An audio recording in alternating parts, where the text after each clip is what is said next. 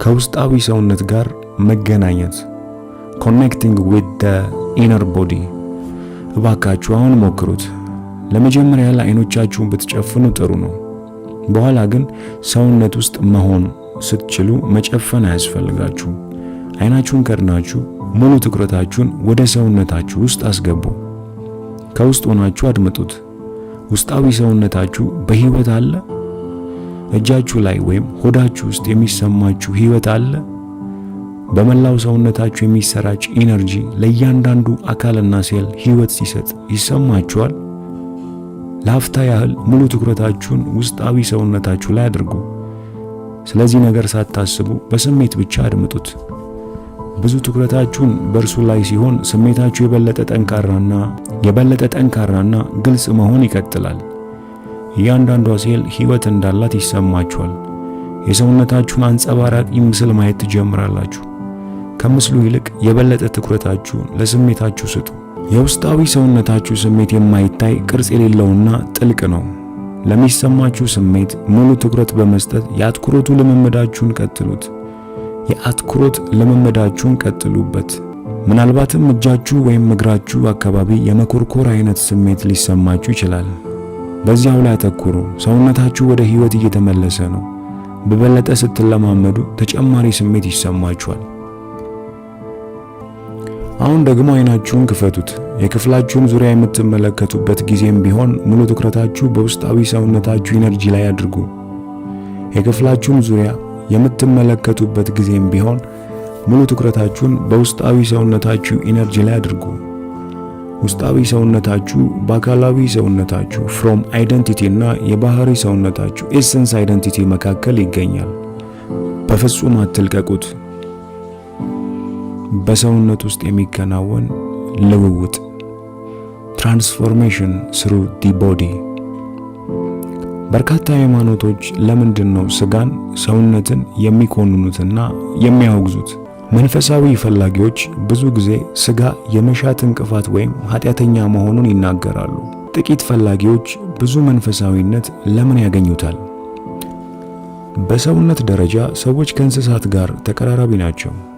አካላዊ መስተጋብር፣ ደስታ፣ ህመም፣ መተንፈስ፣ መብላት፣ መጠጣት፣ መጸዳዳት፣ መተኛት፣ መራባት፣ ውልደትና ሞት፣ እነዚህ በሙሉ ከእንስሳ ጋር የምንጋራቸው ናቸው።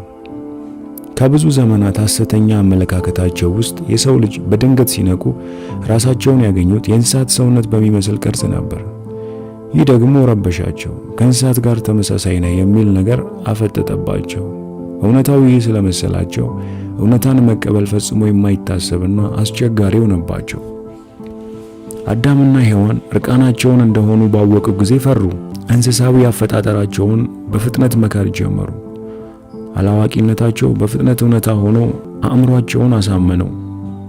አንዳንድ የሰው አካላትን በተለይ የመራቢያ አካላት ስናይ ከነውርና ኀፍረት ጋር እናገናኛቸዋለን። አዳምና ሔዋን የነበራቸው ንቃተ ህሊና እጅግ አናሳ ስለነበር እንስሳዊ ተፈጥሯቸውን መቀበል አልቻሉም። ጥልቅ ወደ ሆነው ማንነታቸው መግባት ደግሞ ጭራሽ የማይታሰብ ሆነባቸው። ስለዚህ ማድረግ ያለባቸውን አደረጉ። ራሳቸውን ከስጋዊ ሰውነታቸው ነጠሉ። በዚህም ራሳቸውን የተመለከቱት ሰውነት እንዳለው እንጂ ሰውነት እንደሆነ አድርገው አልነበረም። ሃይማኖቶች ከተፈጠሩ በኋላ ደግሞ ይህ ከሰውነት የመነጠል አካሄድ የባሰ ተጠናከረ። ሰውነት ስጋ አይደላችሁም የሚል አስተሳሰብ ነገሰ። በምስራቅና በምዕራቡ ያሉ ህዝቦች በሙሉ ስጋን በመተው ከፈጣሪ ጋር ለመገናኘት ብዙ ድካም አልፈዋል። ስጋዊ ፍላጎትን በመገደብ ከወሲብ በመታቀብ እንዲሁም በመናኔ ስጋቸውን መቅጣትና ማድከም የመንፈሳዊ ንቃት መንገድ ይመስላቸዋል። ስጋ ኃጢአተኛ እንደሆነ በማመናቸው ያሰቃዩታል። ክርስትናው ይህንን ተግባር ስጋን ማዋረድ ይለዋል። ሌሎች ደግሞ አቅላቸውን በመሳት በስጋቸው ላይ እየተለያዩ ከስጋዊ እስራት ለመላቀቅ ይደክማሉ። ቡድሃ ሳይቀር ስጋን በመጉዳት መንፈሳዊ ንቃት ላይ ለመድረስ ደክሟል። ለ6 ዓመታት በመናኔ እየኖረ በጾምና በጸሎት ኖሯል። ቡድሃ አብሮት ወይም ኢንላይትመንት ላይ የደረሰው ግን የምጣኔ ህይወቱን ሲያቆም ነበር። እውነታው ይህ ነው። ማንም ሰው ስጋውን በመቅጣት ወይም ከስጋ በመነጠል አብርሆት ወይም ኢንላይትመንት መገለጥ ጋር አይደርስም። በመጨረሻ እውነተኛ ልውውጥ ትራንስፎርሜሽን ወደሚከናወንበት ስጋቸው መመለስ ግድ ነው።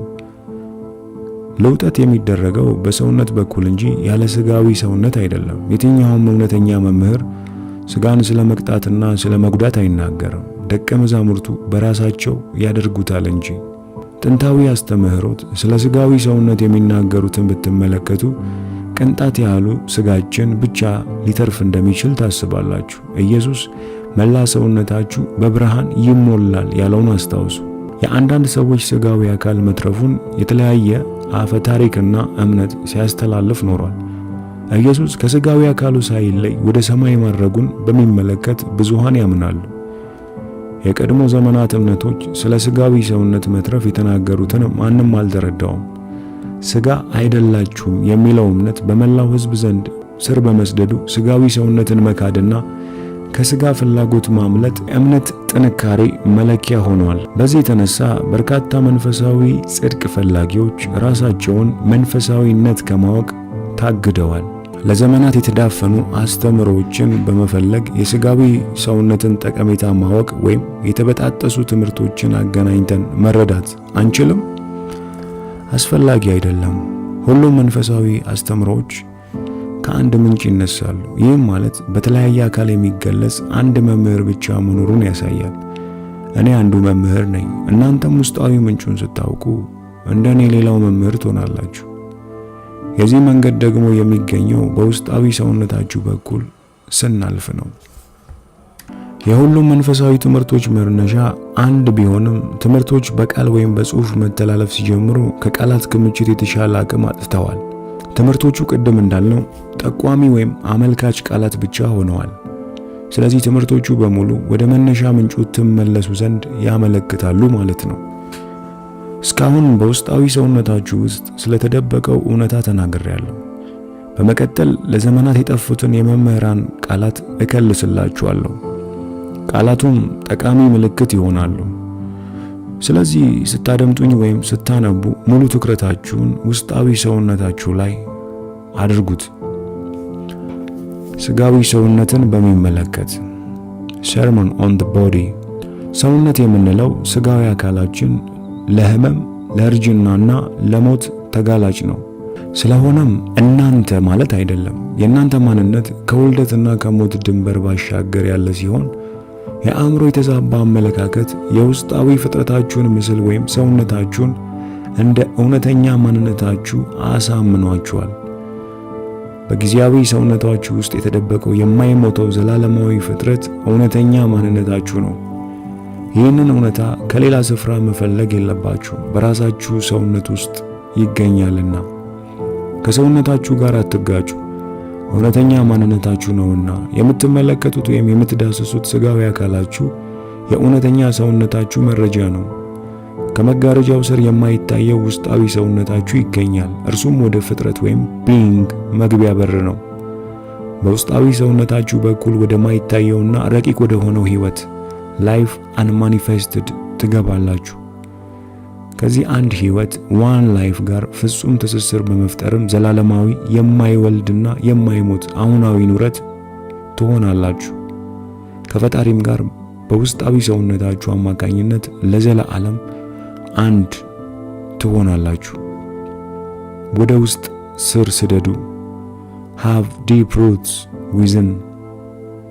ከውስጣዊ ሰውነታችሁ ኢነር ቦዲ ጋር በቋሚነት መገናኘትና ሁልጊዜም ተሳስሮ መኖር ወሳኝ ነው።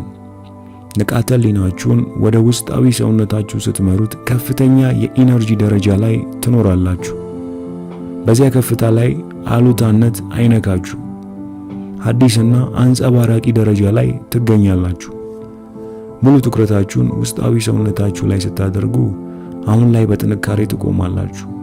ራሳችሁን በውጭ ዓለም ውስጥ ወይም በአእምሮአችሁ ውስጥ አታጥሙ። ከፍርሃት፣ ስጋት፣ ጉጉትና ምኞት ነፃ ትሆናላችሁ።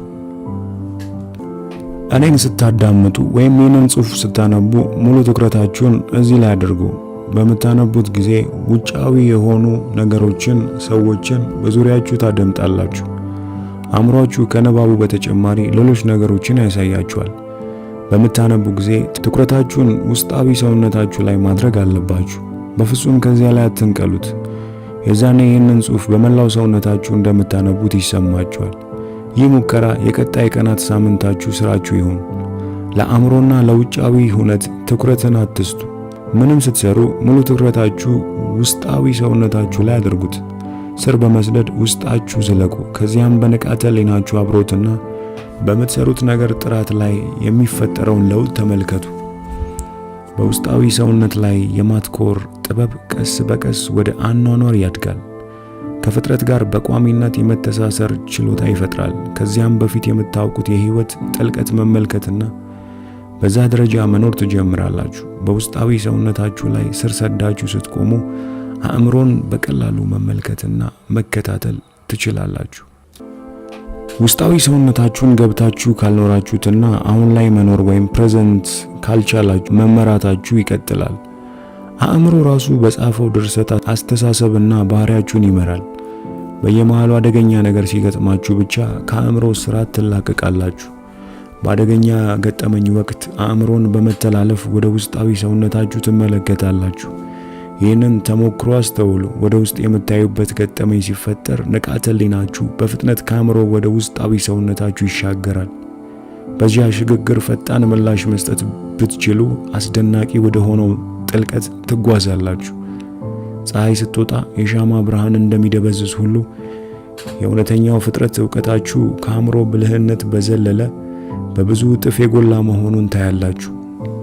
በሙሉ ንቃተ ህሊናችሁ ከውስጣዊ ሰውነታችሁ ጋር ስትገናኙ ስሩን እንደ ሰደደ ዛፍ ወይም ቤቱን አለት ላይ እንዳነጸ ሰው ያለ ስጋት ትኖራላችሁ። የኢየሱስን ተረትና ምሳሌ አስታውሱ።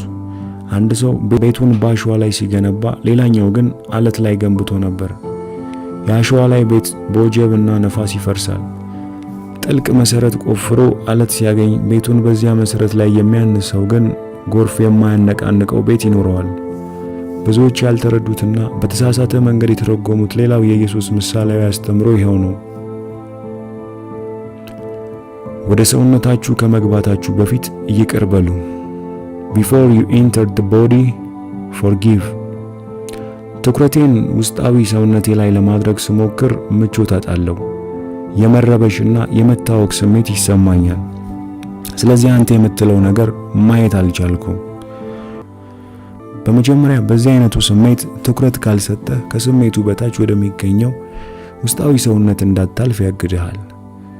መጀመሪያ ስሜቱን ተመልከት፣ በሙሉ አድምጠው፣ መኖሩን እመን፣ ከዚያም ማምነህ ተቀበል። አንዳንድ ስሜቶች በቀላሉ ይታወቃሉ። ለምሳሌ ቁጣ፣ ፍርሃት፣ ሐዘን መሰል ስሜቶች መለየት ይቻላል። የተወሰኑ ስሜቶች ደግሞ ለመለየት አስቸጋሪ ናቸው። ጭንቀት፣ ድብርት፣ ሽብር የመሳሰሉ ስሜቶች በስሜታዊና በአካላዊ ምላሽ መካከል የሚገኙ በመሆናቸው በቀላሉ አንለያቸውም። ስለዚህ ዋና ትኩረታችሁ መሆን ያለበት እነዚህን ስሜቶች ማወቅና ማስተዋል መቻል ነው። ትኩረት የልውውጥ ሂደት ትራንስፎርሜሽን ቁልፍ ነው። ሙሉ ትኩረት ወይም የመቀበል ኃይል ጭምር ነው። በትኩረት ኃይላችሁ ብርሃን ንቃተ ህሊናችሁ በሁሉም ነገር ውስጥ መስረግ ይችላል። አንዳንድ ስሜቶች ሰውነታችሁ ውስጥ ለአጭር ጊዜ ብቻ ይቆያሉ።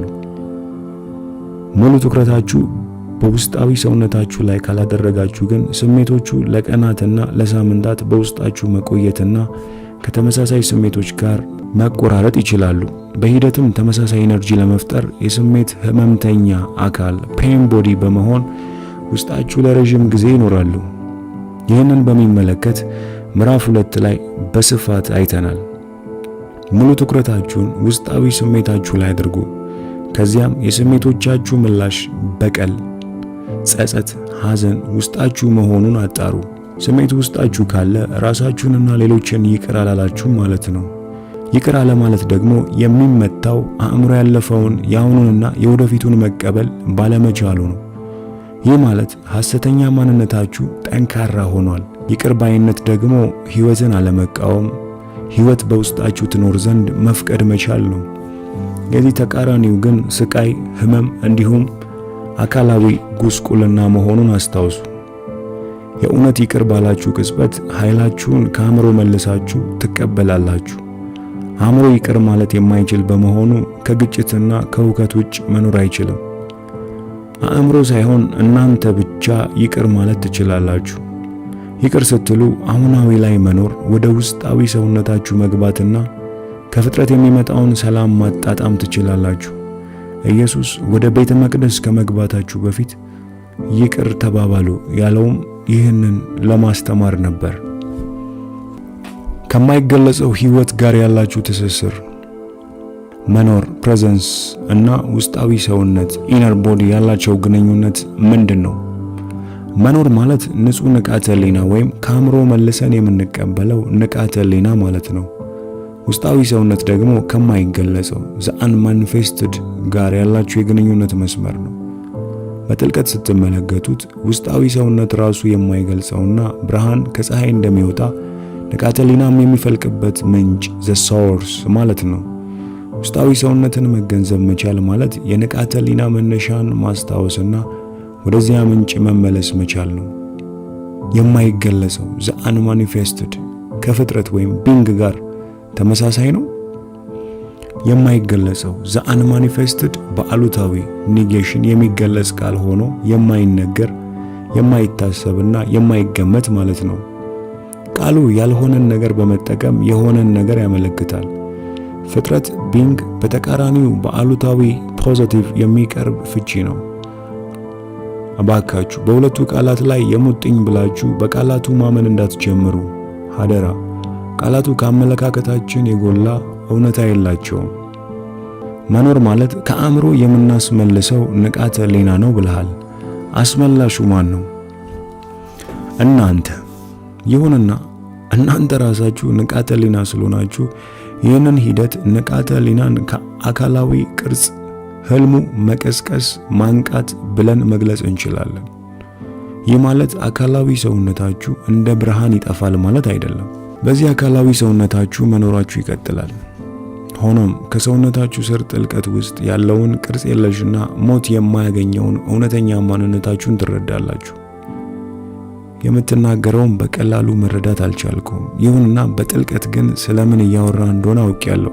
ሌላ ነገር ሳይሆን ስሜት መሰል ነው። ራሴን አሞኘው ይሆን እንዴ? ራስን እያታለልክ አይደለም። ስሜት ከሀሳብ የተሻለ ወደ እውነተኛ ማንነታችሁ ይቀርባል። በውስጣችሁ የማታውቁትን ምንም ነገር ልነግራችሁ አልችልም። ከውስጣዊ ትስስር ደረጃ ላይ ስትደርሱ አንድን ነገር ሰምታችሁ ወዲያው እንደምታውቁት ትገነዘባላችሁ። በዚያ ደረጃ ላይ ካልደረሳችሁ ደግሞ በመለማመድ አስፈላጊ ጥልቀት ዘንድ መድረስ ትችላላችሁ። እርጅናን ማዘግየት slowing down the aging process። ውስጣዊ ሰውነትን መገንዘብ ሌላ አካላዊ ጠቀሜታ አለው። አንዱ ጥቅም ደግሞ የሰውነት እርጅናን ማዘግየቱ ነው። ውጫዊ ሰውነት ከጊዜ ጋር ያረጃል። ውስጣዊ ሰውነት በተቃራኒው በጊዜ አይቀየርም። እንዲያውም በየጊዜው ሙሉ በሙሉ መረዳትና ማሰብ ትጀምራላችሁ። አሁን እድሜያችሁ 20 ዓመት ቢሆን የውስጣዊ ሰውነታችሁ ኢነርጂ የ8 ዓመት ልጅ ሳላችሁ ከነበራችሁት ኢነርጂ ጋር ተመሳሳይ ነው። ከሰውነታችሁ መነጠል በመላቀቅ ከውስጣዊ ሰውነታችሁ ጋር ስትዋሃዱ ከቀድሞ የተሻለ ቀላል፣ ግልጽና ሕያው ስሜት ይሰማችኋል። በጊዜ ካልተገደበው ውስጣዊ ሰውነታችሁ ጋር ስትቆራኙና ከውጫዊ ሰውነታችሁ መለያያችሁ ጋር ስትራራቁ የዛኔ አሁናዊ ኑረት ፕሬዘንስ የሰውነት ኑሯችሁ ይሆናል። ከዚህ ንቃተ ህሊና ላይ መድረስ የቻለ ሰው ያለፈውና የወደፊቱ ጊዜ ትኩረቱን አይወስዱበትም። በሰውነታችሁም ስነ ልቦናዊ ጊዜ ማከማቸት ታቆማላችሁ። ስለዚህ በውስጣዊ ሰውነታችሁ ስትኖሩ inhabiting the inner body የውጫዊ ሰውነታችሁ እርጅና በዝግታ ይቀጥላል። ብታረጁ እንኳን ውስጣዊ የሆነውና በጊዜ የማይወሰነው ባህሪያችሁ ውጫዊ አካላችሁ ላይ ያበራል። በመሆኑም የተኮማተረ የአዛውንት መልክ አይኖራችሁም። ይህ ሳይንሳዊ ማረጋገጫ አለው። በራስ ላይ ሞክረው፣ አንተው ራስህ ማስረጃ ትሆናለህ። በሽታን የመቋቋም አቅምን ማሻሻል strengthening the immunity system። የውስጣዊ ሰውነትን መገንዘብ ሌላው ጥቅም ደግሞ የሰውነትን በሽታ የመቋቋም አቅም ማሳደጉ ነው። ሰውነታችሁ ትኩረት ይሻል። በሰውነታችሁ ላይ ስታተኩሩ እያንዳንዱ ሴል ንቁ ይሆናል። አባወራ የሌለው ቤት ባልተፈለጉ እንግዶች ሊደፈር ይችላል። እናንተም ውስጣዊ ሰውነታችሁ ውስጥ ስትኖሩበት ሰውነታችሁ ማንም አይገባበትም። ይህም ማለት የሰውነታችሁ በሽታ የመቋቋም አቅም ማጠናከር ማለት ነው። ከአካላዊ በተጨማሪ የስነ ልቦናን ጥንካሬ መጨመር ያስችላችኋል። ውስጣዊ ሰውነታችሁን ገብታችሁ ስትኖሩበት አሉታዊ ስሜቶችን ከራሳችሁ ማራቅ ትችላላችሁ። ይህ የሚሆነው ለሰውነታችሁ ጋሻ በማስታጠቅ አይደለም። የሰውነት ኢነርጂ አውዳችሁን ኢነርጂ ፊልድ እርግብግቦች ስለሚያስቀምጠው በዝቅተኛ ኢነርጂ አውድ ላይ ያሉትን ፍርሃት፣ ቁጣ፣ ጭንቀት ወደ ውስጣችሁ መግባት አይችሉም። ቢገቡ እንኳን ያለ ብዙ ትግል በቀላሉ ከውስጣችሁ ይወገዳሉ። እባካችሁ ይህንን ከመቀበላችሁ ወይም ከመቃወማችሁ በፊት በራሳችሁ ላይ ሞክሩት።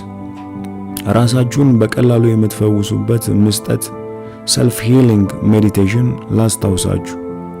የሰውነታችሁን መከላከል አቅም ለማጎልበት ስትፈልጉ ወይም ደግሞ የህመም ስሜት ሲሰማችሁ በመስጠት ህመምን መቀልበስ ትችላላችሁ። ለምሳሌ ከመተኛታችሁ በፊት ወይም ጠዋት ከእንቅልፍ ስትነሱ ለጥቂት ደቂቃዎች በመላ ሰውነታችሁ ንቃተ ህሊናን አፍስሱ። አይናችሁን በመጨፈን በጀርባችሁ ተኙ። ከዚያም የተለያዩ የሰውነት ክፍሎቻችሁን በመምረጥ በእያንዳንዱ ላይ አትኩሩባቸው። በመጀመሪያ እጃችሁን፣ እግራችሁን፣ ተረከዛችሁን፣ ክንዳችሁን፣ ሆዳችሁን፣ ደረታችሁን እንዲሁም ሌሎቹን አትኩሩባቸው፣ አስቧቸው። በቻላችሁት መጠን በእያንዳንዱ የሰውነት አካል ላይ ያለውን የህይወት ኢነርጂ ስሜት አድምጡ። በእያንዳንዱ ላይ ለ15 ሴኮንድ ብቻ ማትኮር በቂ ነው። ይህ መስጠት የተወሰነ ደቂቃ ብቻ ይወስዳል። ከዚያም በመቀጠል የውስጣዊ ሰውነታችሁን አጠቃላይ ኃይል እንደ አንድ የኢነርጂ አውድ ተመልከቱት። ስሜቱን ለጥቂት ደቂቃዎች በመያዝ አሁን ላይ ኖራችሁ በእያንዳንዱ ሴል ውስጥ ያለውን የኢነርጂ ስሜት አድምጡ። በፍጹም በአእምሯዊ ስሜታችሁ አትመልከቱ። ሐሳብ በየመሃል ሊያስተጓጉላችሁ ቢሞክር እንኳን ሙሉ ትኩረታችሁን ወደ ውስጣዊ ሰውነታችሁ በፍጥነት መልሱ። በአተነፋፈሳችሁ ወደ ሰውነታችሁ ግቡ። Let the breeze take you into the body። አንዳንዴ በሐሳብ ስለመወጠር ትኩረቴን ከሐሳቤ ላይ አንስቼ ውስጣዊ ሰውነቴ ላይ ማድረግ ያቅተኛል። በተለይ ደግሞ ጭንቀት ሲሰማኝ። ምክር አለህ? ከውስጣዊ ሰውነት ጋር መገናኘት በሚያቅትህ ጊዜ መጀመሪያ አተነፋፈስ ላይ አትኩር። ይህ የጥንቃቄ ንቁ አተነፋፈስ ኮንሺየስ ብሪዚንግ ይባላል። በቀላሉ ከውስጣዊ ሰውነታችሁ ጋር ያገናኛችኋል። ወደ ሰውነታችሁ የሚገባውን አየር በአትኩሮት አድምጡ። ደረታችሁን ሲያኮማትርና ሲያሰፋው የሚፈጥረውን ስሜት አድምጡት። አይናችሁን በመጨፈን ራሳችሁ በብርሃን እንደተከበበና በንቃተ ህሊና ባህር መካከል አስቀምጣችሁ አስቡ። ከዚያም ብርሃናማ ባህር የተላበሰ አየር ወደ ሰውነታችሁ ሲገባና ሲወጣ አስቡት። አብዛኛው ትኩረታችሁ ግን በስሜቱ ላይ አድርጉ። አሁን ሰውነታችሁ ውስጥ ገብታችኋል። ከየትኛውም ምናባዊ ስዕል ጋር ምልከታችሁን አጣምሩ። አእምሮን ለፈጠራ መጠቀም ክሬቲቭ ዩዝ ኦፍ ማይንድ። አእምሮአችሁን ለአንድ ነገር ለመጠቀም ስትፈልጉ ከውስጣዊ ሰውነታችሁ ጋር አያይዛችሁ ተጠቀሙበት። አእምሮን ለተለየ ተግባር ለመጠቀም በቅድሚያ ወደ ውስጣዊ ሰውነታችሁ ግቡ። ለውስጣዊ ኢነርጂ መስካችሁ ትኩረት ስጡ። ከዚህ የአፍታ ውስጣዊ ትኩረት በኋላ ወደ ሐሳባችሁ ስትመለሱ አእምሮአችሁ ንቁና ቀልጣፋ ይሆናል። በየጊዜው ከሐሳብ ወደ ውስጣዊ ሰውነት መግባትን ተለማመዱ። ከሐሳብ ውስጥን ወደ ማድመጥ መሸጋገር ውስጣዊ ጸጥታን ለማወቅና ለማድመጥ ያስችላችኋል። የዛኔ እንዲህ ማለት እንችላለን፣ በጭንቅላታችሁ ብቻ አታስቡ፣ በመላው ሰውነታችሁ አስቡ። የማድመጥ ጥበብ the art of listening። ስታዳምጡ በአእምሮ ብቻ ሳይሆን በመላ ሰውነታችሁ አድምጡ። ትኩረታችሁን ከሐሳብ ላይ በማንሳት ውስጣዊ ሰውነታችሁን አድማጭ ስታደርጉት የዛኔ ያለ አእምሮ ጣልቃ ገብነት የእውነት ማድመጥ ትችላላችሁ። በጥሞና ማድመጥ ስትችሉ ሌሎችም የራሳቸውን ተሰሚነት ስፍራ እንዲያገኙ ታስችላላችሁ። ይህ ደግሞ ለሌሎች የምታበረክቱት ድንቅ ስጦታ ነው። ብዙ ሰዎች እንዴት ማድመጥ እንዳለባቸው አያውቁም። ትኩረታቸውን ተናጋሪው ላይ ሳይሆን ሌላ ነገር ላይ ያደርጋሉ። ከሰውየው ንግግር ስር ማንነቱና ባህሪያቱን ማግኘት ትችላላችሁ። በፍጹም ጸጥታና በሙሉ ሰውነታችሁ ስታዳምጡ በራሳችሁ ፍጥረት ቢንግ በኩል ከሌላው ተናጋሪ ፍጥረት ጋር መገናኘት ትችላላችሁ። የፍጥረትን አንድነት ወይም ፍቅርን መረዳት የምትጀምሩበት መነሻ ይህ ነው። በጥልቀት ደረጃ ፍጥረት ማለት ከሁሉም ጋር አንድ መሆን ነው።